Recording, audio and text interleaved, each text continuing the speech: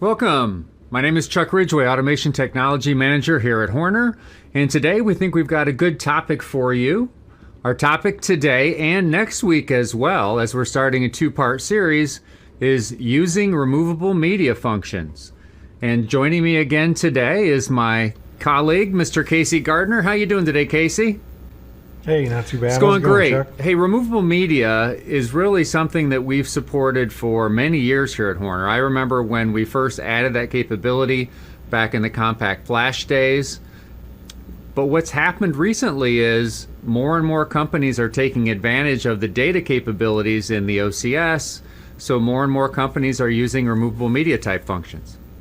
Yeah, we've gone from just supporting numerous different functions within function blocks and our logic to supporting more native and configuration features that make it a lot easier for the end user to use. So things like data log configuration, it makes it much easier to select your variables and select an interval and basically be up and running. Or things like a report editor lets you not only report to serial port, like a serial printer in a case, but it also lets you reports directly to the removable media as well. Exactly. So, 15 years ago, and really 20 years ago even, when we supported some of these features, we didn't have some of these data log capabilities. And also more and more companies lately are looking to add that data capability to their machines, getting more than just control out of their controllers.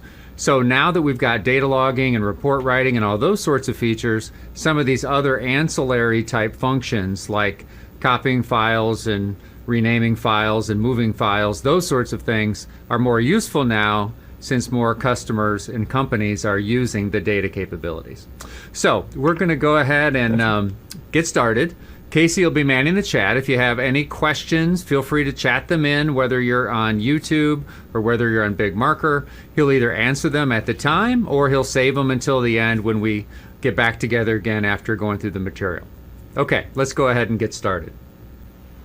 Okay, using removable media functions in Cscape, Part 1. So let's take a look at our topic today, what we're going to cover. We want to talk in general about the removable media functionality in the OCS product. Now remember, OCS stands for Operator Control Station.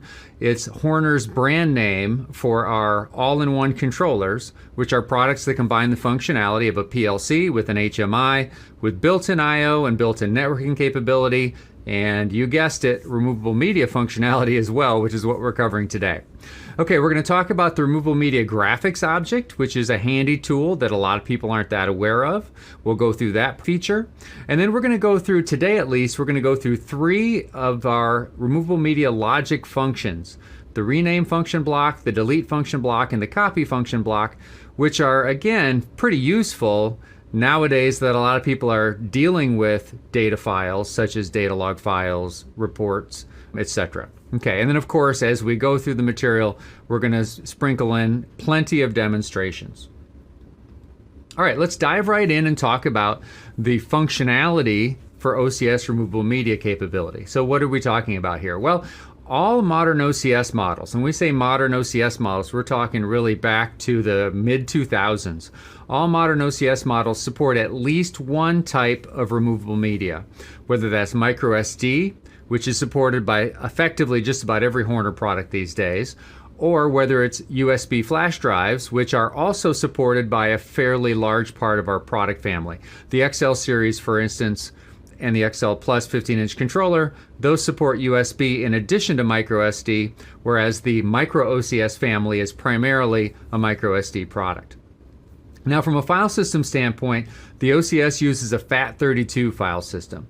That gives you an absolute maximum of 2 terabytes in terms of volume size. Now, when we first started supporting removable media, we used FAT16, which had a maximum of 2 gigabytes. Okay, which was a little more limiting. Now let's face it, for an industrial machine, you're still going to be challenged whether you're talking 2 gigabytes or 2 terabytes to fill up a memory card, but we support an absolute maximum of 2 terabytes. Now, we also now support long file names. However, for your best results, we generally recommend that you stick with the traditional 8.3 shorter file names just so that all the tools that the user could possibly see on the screen, he has the opportunity to see, or he or she has the opportunity to see those files in their full name.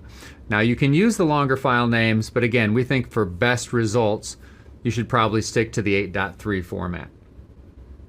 Okay, now what can you actually use these media functions for? Well, maintenance is one pretty significant feature. So the ability to save or load a program, the ability to clone your unit without losing any of your password protection or your intellectual property protection, the ability to view files on the built-in memory card, those are all available as, you can think of as maintenance functions.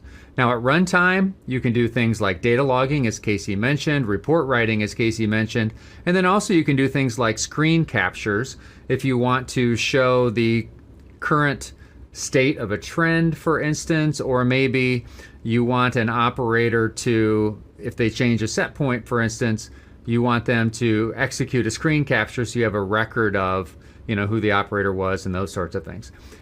Different ways you can accomplish that versus strictly doing it with a screen capture, but it's another tool in your toolbox.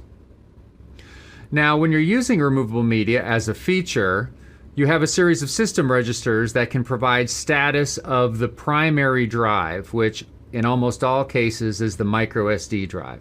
So you can view a status register that gives you drive status with up to 6 or 7 different status codes.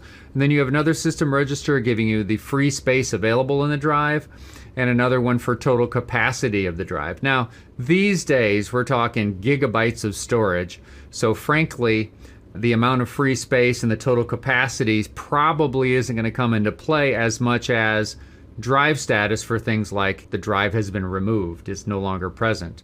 The drive is write protected or access protected. Those are a couple more common possibilities when it comes to removable media status that you might want to pay attention to. The drive size, remaining file size, probably not an issue. Okay, let's start with the removable media graphics object. So this is an object you can place on the screen that allows the system designer to provide some level of access to the file listing from the primary memory card, which again is the microSD card. And they can also decide what maintenance type functions they want that user to have access to. Do they want them to have the ability to format a new card? Probably not, but you can restrict that. Do you want them to have the ability of deleting all the files from the memory card? Again, probably not. Do you want them to have the ability of deleting individual files, of writing new files, changing directories, viewing files? If there's a bitmap or JPEG you want them to view, you can enable or disable that as well. And then load application, because one of the ways that you can load a new program in an OCS controller is by loading a PGM file from the memory card. And one of the ways you can do that, if you're an operator, is to use the removable media screen object. So you may want to either allow or disallow that one as well as the system designer. And then it also can give you drive status at a glance by being color coded as to whether it is green, everything's good, yellow, it's getting kind of full maybe, red, maybe somebody pulled it out of there.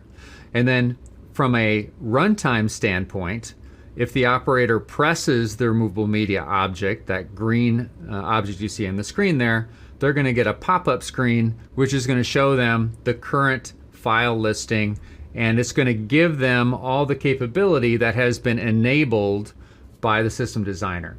Whether that is to navigate into subdirectories, whether that is to delete or format, whatever the case may be. All those functions that are listed here on the screen.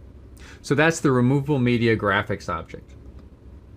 And then we also have a feature that I did briefly mention earlier, and that is the ability to do a screen capture.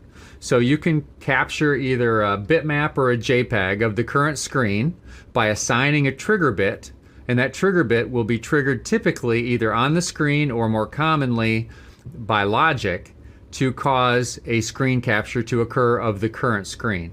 So sometimes you have system designers who will take advantage of this feature to trigger a capture of a trend or an alarm screen or something like that when a machine condition occurs. Also, sometimes you may have an operator that wants to capture an event on the screen. So the system designer can provide a screen capture button for them as well. Now, because when you do a screen capture, and if you do repeated screen captures, you could be overwriting the same information with the same file name, you do have the option of utilizing a file counter in Cscape as well to allow you to repeatedly do screen captures without overwriting the same file name. Okay, so let's go ahead and dive into Cscape now and take a look at a couple of these things we've reviewed. So we're going to go to the View and Edit Screens area here. And then in the menu at the top here, there is a Configure option. And we're going to configure Screen Capture to start with. Okay, so you can see that. There we go. So that's where that's accessed from the config menu. As you can see here, you configure a single bit variable for triggering a screen capture. You select your file format and then you give your file name. Now, if you are wanting to have repeated screen captures that aren't with the same name, then you can use our file counter capability. I'll review that here in a few minutes. Okay, but this is the screen capture. All right. And then, well, why wait a few minutes? Let's go ahead and pull up the file name counters. There are up to 4 file name counters that can be utilized. So effectively, if you want to take advantage of one of these, then you can add some syntax into your file names, and it will append a couple of digits, 4 digits, whatever the case may be, whatever you specify, to the end of your file name so that your file names are unique. And then you can configure these file counters with an auto increment feature, which makes sense. And then you can also have it wrap so that when it gets to its maximum, it can start back again at the minimum. Okay, so file name counters are also available here in Cscape. All right, now let's dive into this removable media object here. So I've already got one here in the screen. Effectively, you can just select it here under Removable Media Manager. All right, you would normally click to select it, then click and drag, okay, to size it. Now I'm going to go ahead and delete this one and just show you the one I've already configured. We'll double click here. All right, so starting at the top, these are all the operations that you're going to allow your operator to actually execute at runtime. Okay, when he actually presses this removable media object, these are the options he will have from a functionality standpoint. And you can see in this case, I've pretty much only allowed delete file, change directory, and view file. And some of you may strictly want to not even allow a delete file option as well, but I went ahead and allowed it here for this demonstration purposes. And down here is the color codes. And you can see that normally, if everything's okay, it's green. If there's an error, like it's been removed, for instance, it'll be red. And if the card receives a certain percentage of full, in this case 95% by default, then those are the color codes that you're going to get. Okay, so that's the removable media object. Let's take a quick look at what that looks like at runtime. I'm going to go ahead and pull up the overhead view. All right, there is my XL7. I'm going to go ahead and press the removable media button. And as you can see, you get a pop-up of the directory that's been specified in the object itself. So one thing I didn't highlight when I showed you how to configure that object is you can select the starting directory where you want this object to effectively display. And so I have the ability to navigate now. If I want to go ahead and perform a delete function, I can do that because of the fact I've been allowed by the system designer. So I went ahead and deleted that file. Okay, so that is the removable media object at runtime. All right, let's continue on. All right, next we're going to spend the rest of our time talking about 3 of the removable media logic functions. So these are the functions that are available in Logic. Now there are a couple that we'll be dealing with next week in a lot more detail. These are pretty powerful and allow you to kind of create your own custom data logging files beyond what's built into our data logging object. And those are the read data files and the write data files. Now those functions, along with some new ones that allow you to do reads and writes using structures, are all available from the Removable Media section of the project toolbox when you're editing your logic. Okay? For this week, part 1 today, we're going to be looking at 3 different logic functions for manipulating files, and those are the rename files function, delete files, and copy files function. All right, let's start with that rename function block. So what does a rename function block do? Well, it's fairly obvious. It does perform a file rename, and you need to specify what the old file name is, the one that you're going to change. You also need to specify the new file name, what that new file name is going to be. And you can either hard code these particular file names, or you can assign variables to these fields for the function block. There's also a status available for the function, and so you'll need to assign a status variable, and then the information you'll get back, for instance, is you'll get a -4 for status if the function block is currently not being executed. You'll get a 0 if it's executing and it's been successful. You'll get an error code of some sort if it has failed. So there's a whole list of error codes that we'll go through in a little bit. And then keep in mind the function only passes power if it's successful. So you can assign a coil to the output of that rename function block, and you'll know that it successfully executed. Here's a list of those status codes. A couple of them that I want to call your attention to. For instance, a -2 basically tells you that the function is still active. So it hasn't completed yet, but it is active. So that is a code that you'll get that doesn't necessarily mean you have a failure. It just means that you're in the middle of executing that function. Now, one of the capabilities that is very powerful when you're using these function blocks, and it's also powerful when you're doing things like screen captures, and that is the ability to use wildcards in your file name. Because very often the file that you want to rename, or the file that you want to copy, or even the file that is the result of your screen capture, that file name is changing depending on maybe time of day, maybe it's changing based on a file name counter, whatever the case may be. So the file name counter that I started to show you there on the screen is one of the more useful wildcards that we offer in Cscape. So you can use up to 4 different file name counters. They are double integers, so they require a double integer variable, and they'll count from 0 all the way up to the maximum number of digits.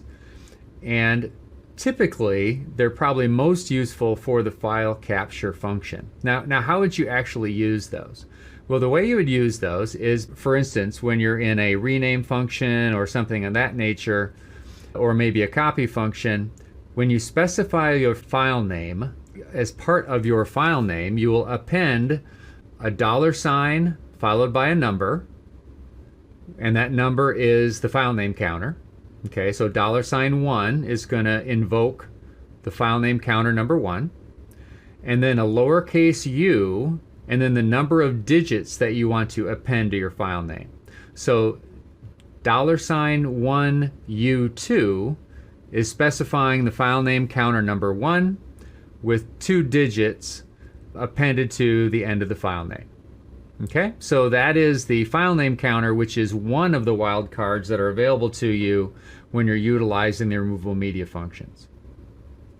Now, another one that's extremely useful are the time and date and the screen number wildcards.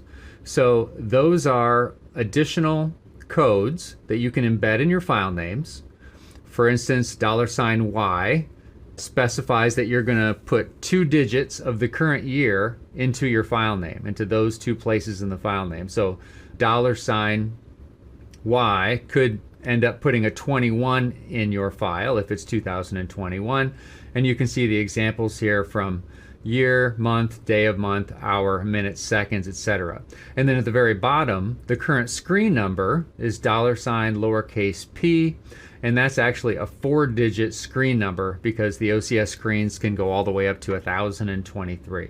So it'll actually put 4 digits in your file name. Okay, let's go ahead and do a demo of our rename function block. Let's go ahead and show how that one works. All right, let's start out in Cscape.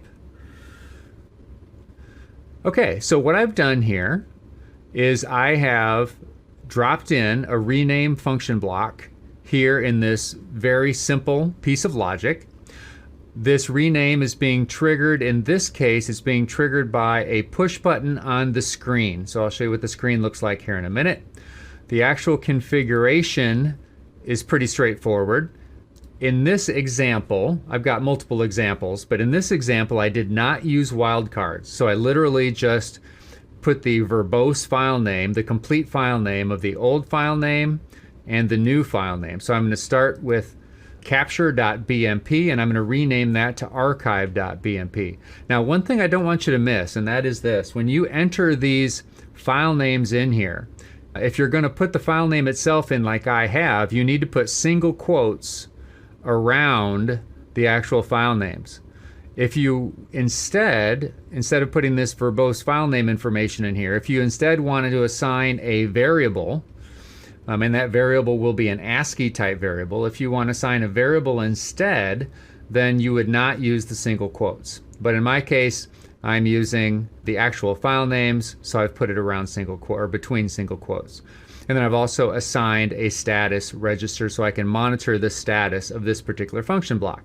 Now, as I mentioned a minute ago, if this function block executes successfully, this bit will turn on. Okay, so that is important, and that can be used for other logic and just as indication that the rename worked properly.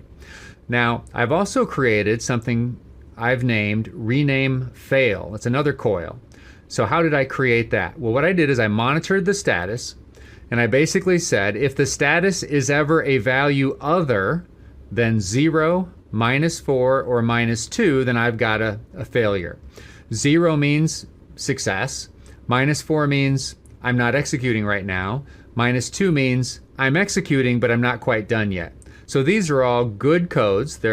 Everything's working fine. So if none of those are happening, then I do have a failure in the status register. Okay? So I've built that particular failure bit from the status itself. Okay, now let's take a look at how I would do a rename at runtime, or let's just show you what it looks like here. Let's pull up our overhead camera. All right, so what I'm going to do is I'm going to do a screen capture, and then I'm going to rename that particular file. Okay, so let's take a look at our removable media listing here. Here's our file list. Okay, and here's the files that are on there. Next, I'm going to go to my trend screen, and you can see I've got this fancy sawtooth trend here.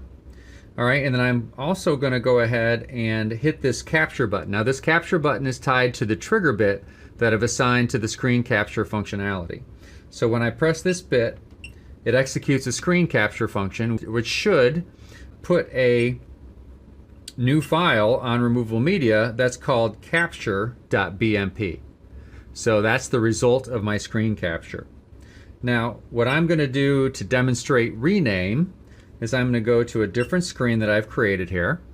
And here I've just created the simple controls to be able to execute the rename shown in that gray box there. So what we're going to do is we're going to take the capture.bmp file and we're going to rename it as archive.bmp. So once again, here's capture.bmp, and I'm going to go ahead and execute a rename by pressing this button here. So let me do that, and you can see my rename OK bit went on. That's good. Okay, so if we go back and look at the media file, you can see that I no longer have capture.bmp, but I do have archive.bmp. Great. Now if I try and execute this again, let's see what happens. So I'm going to try and do this function again. This time it's failed, and the reasons it's failed is because of code 66. And if we take a look at our status register cheat sheet, we will see that 66 means that the file name or the path name cannot be found. So we couldn't execute the rename because capture.bmp doesn't exist. As you can see, it does not exist. So therefore, this function failed if we try and execute it additional times. Okay, so that's the rename function. Pretty straightforward. Again, for this simple example, I did not use wildcards. With some of these other functions I'm reviewing with you, I will go ahead and use wildcards. All right, let's go ahead and head back to our presentation. And the next thing we're going to talk about is another really useful function block, and that is the copy function block. So what can the copy be used for? Well, it can be used to move a file or a series of files from one directory to another. That can be pretty useful. It can also be used to move a file or series of files from one drive to another. So if you have a desire to maybe take data log files that were data logged directly to the microSD card, and then periodically have somebody the old-fashioned way come up and plug in a USB-A flash drive to the outside of the enclosure. Remember, you can get USB-A extension cables that are sealed and can be used in IP environments, up to IP66 for sure. So you could choose to then transfer some data log files from internal microSD over to external USB-A, for instance, okay? And if you're going to be dealing with multiple drives, then keep in mind that the built-in drive is the default. You do not have to specify a drive letter for microSD, but if you do, it is A:. And then for the USB flash drive, if you want to specify the drive letter there, if you want to utilize it, you're going to have to specify the drive letter, and that is B:. Okay? Now, with the copy function, along with some of the other functions that we have, there are additional wildcards that can be used. And these can actually help you specify either kind of file names where you know most of the characters but you don't know all of them, and you can use the question mark wildcard for that, and you can use multiple question marks if you wish, where each question mark represents any character that's part of the file name. And then there's also the asterisk character wildcard that's available for doing, for instance, a copy star.star or copy star.bmp, those sorts of things. It can represent a whole series of characters. Those can be really useful as well. So here's our first example. Our first example, we're doing a copy function here, and our source file is just archive.bmp. So we've said, here's our source file. This is the file that we're going to copy.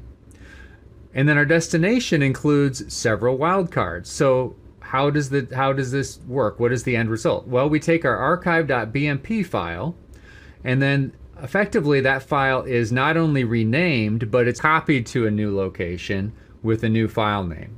All right. So archive.bmp is copied over to a subdirectory called captures. And then there's another subdirectory under that, which is built on the month, day, and year. And then the actual file name that's given to this copied file at the destination is built around the hour, minute, and second. So that's one way that you can take a file name that starts off with a non-unique name, in this case archive.bmp, and you can store it away as a unique file name because of the way that we have created a hierarchy built upon time and date. Okay, so that is one example. Here's another example for the copy function block. Let's say we want to take all of the CSV files that are located in our data logs directory, and we want to copy those to a destination of archive, and then underneath the archive subdirectory is another subdirectory that's built on, again, month, day, year. All right. So the result of that is that all the files that are residing in the data logs folder that end in CSV, they have CSV file extension, all of those files, 5, 10, 20, 1, however many there happen to be, are copied to that folder shown below there. Okay? And of course, the 082421 is the file folder name, assuming that August 24th in 2021 is the date when that copy function block was executed. Okay, now let's take a look at how we configure that and take a look at what that looks like at runtime. So back to Cscape. Okay, I'm going to move to another section of my program. Here's the copy block. All right, this is that first example I showed you there, where again, between quotes, we have archive.bmp because that's the specific file name I'm looking for.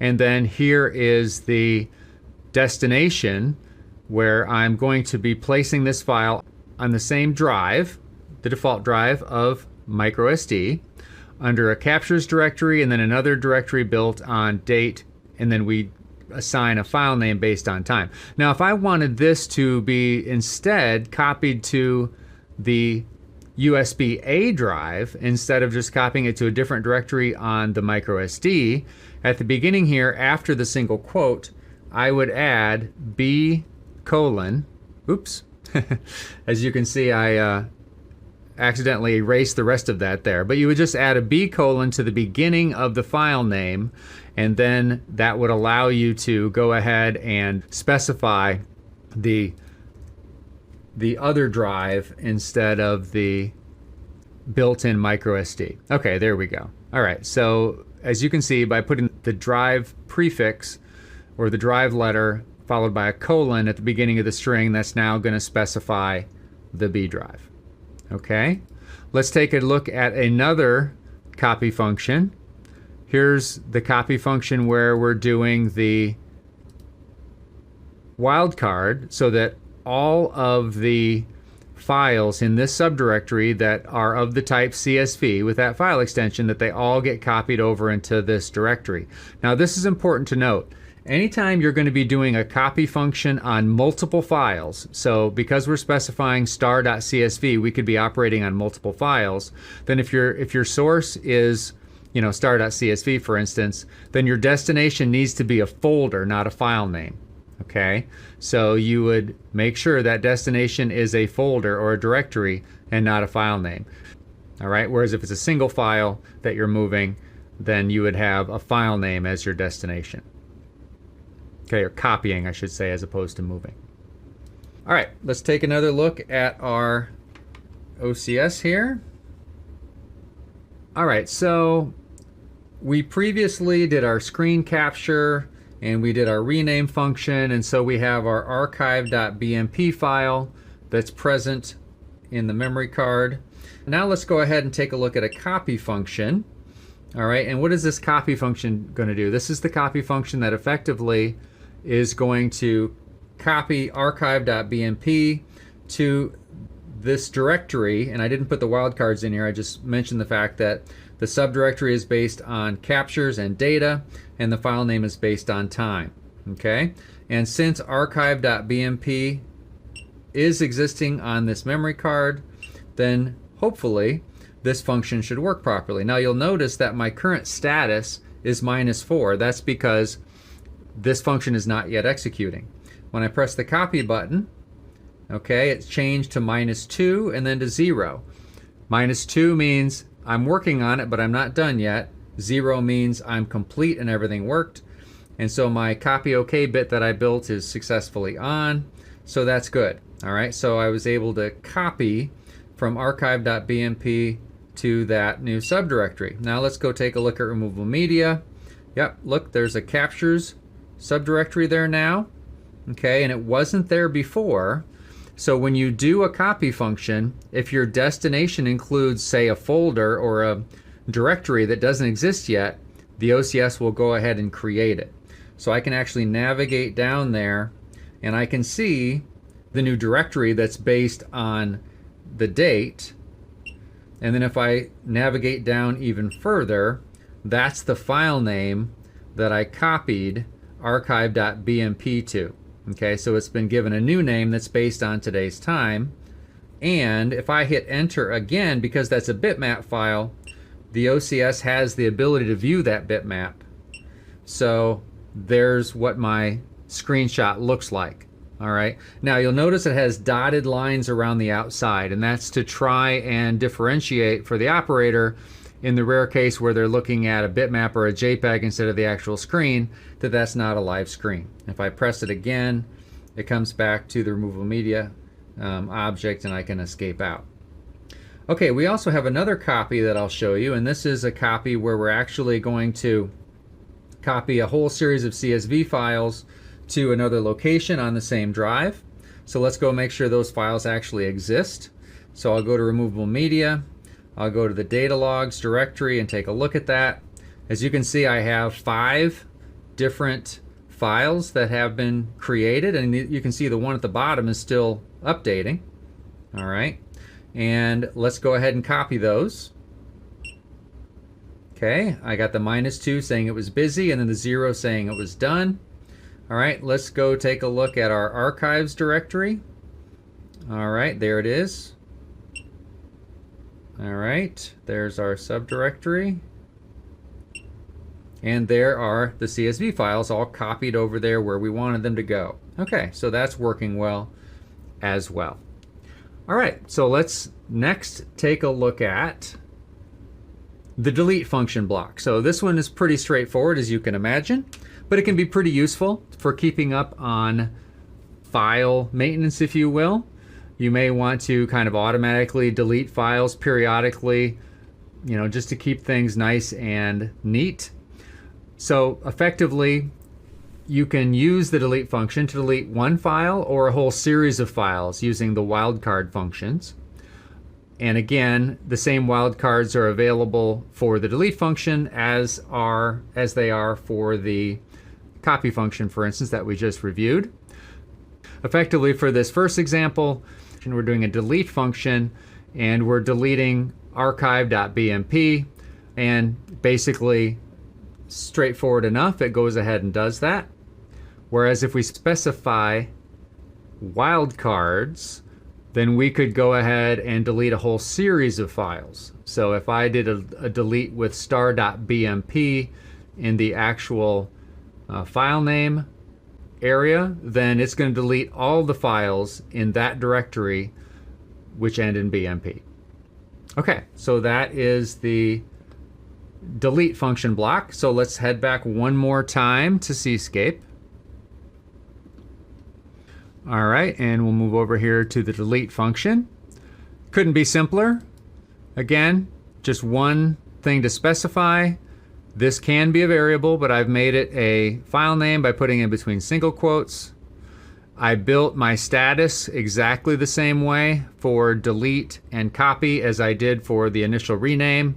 As long as my status remains 0, -4, or -2, then I'm not in an error condition. If it is not one of those three, then I'm in an error condition. So I've created a fail bit there. All right, now let's go back and take a look at the delete function in our overhead view. All right, so our delete function is set up to delete archive.bmp. Let's make sure it's actually there. It is. Oops, it is there. All right, so again, if I execute this, we should go from -4, maybe to -2, and then to 0, or maybe we'll go straight to 0 for our status. Yep, that worked fine. If we try and do it again, it'll probably fail again because it could not find the file. Okay, so those are the removable media graphic object, as well as the rename, the copy, and the delete functions. And then we also briefly talked about file capture as well, because you have the ability to actually, use the capture button there, whether you're a operator, or you could trigger that from logic if you want to trigger a screen capture from logic instead, based on a machine condition. All right, so I think that's our content for today. Let me bring Casey in. Okay, Casey, so that's the first half of our removable media functions, the file manipulation type functions. Any questions today? Okay. We had a few. A lot of them I answered in the chat. Let me take a look here. There was one from Mark asking if a report or file that saved removed media can be transmitted as an attachment into through an email, which the answer to that was yes. There's definitely a file path within the email function that you can add an attachment of various file types to the email itself, which is pretty nice. Absolutely. And that's where you use those wildcards, right? Probably. Unless you're creating, maybe you've got a report that always has the same name and it's not based on time or date or anything like that. So in that scenario, if you're going to attach that file to an email, you don't need to use wildcards. But if your file name has, it has been built using wildcards, then the same attachment specifications can be used, including those same wildcards. Yeah, absolutely. Another question that came in was from John, asking if you could use both a USB hub to use both basically the USB port on the controller as well as the Wi-Fi adapter. I believe the answer was no. I thought we may have tested before. I don't think you can use both simultaneously, but there's a possible scenario where if you were disabling the Wi-Fi adapter, again, pending some testing on that, because I don't know right off the top of my head of whether you could use both by just disabling one. Yeah, I don't know the definite answer either. That's definitely one it would be good for us to, in our application lab, go ahead and give it a quick test and see what happens. Now, it's possible also that the 15-inch XL Plus might support that, whereas some of the other products might not. Or it could be that they all support it, or it could be that none of them do. So we need to find the answer to that. Correct. And then we had one more question towards the end, and I believe this one was just answered. Are we able to use the wildcards during initial file creation? And the answer is absolutely. Yes, for sure. Yeah, so the wildcards are really handy, for file maintenance, for file creation, those sorts of things. So hopefully that was a good introduction to the removable media functions. And then next week, we'll get into it in a little more depth with the read and the write functions for creating your own files. All right, so let's wrap up here. So as a reminder, although I got word from Marcy earlier that we are now full, so barring cancellations, our virtual training course or online training course being held on October 12th through 13th is currently full. If you're still interested, don't hesitate to email us and we'll get you on a waiting list in case we have a cancellation. Also, by us knowing that you're interested, it helps us kind of plan for the next training session, whether that's in person or online. And right now, both of our in-person and online training sessions are full. So don't forget, we're here every Tuesday at 2 o'clock. You can watch it live. You can also watch it on replay, of course, on the Horner Automation webpage or on the YouTube channel. August has been a busy month since there are 5 Tuesdays in August. We have one session left, and that is part 2 of removable media. You can see all the topics we've held so far. And then, again, I want to remind you, don't hesitate to join us for part 2 in this 2-part series as we explore reading and writing your own custom files to removable media. And we'll also show you a new function which really makes it a lot easier, and that is the ability to use structures for file reads and file writes, which you can do with either advanced ladder that's variable based, or if you're using enhanced IEC.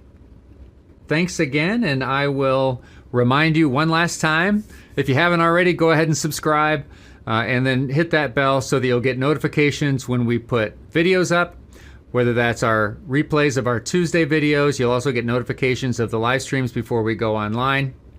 And then, of course, YouTube's notifications aren't always the greatest. So the other thing you should do is check our website regularly and get signed up for our e-newsletter, which goes out at least once a month with a complete schedule. So once again, thanks for joining us, and we look forward to seeing you again next Tuesday.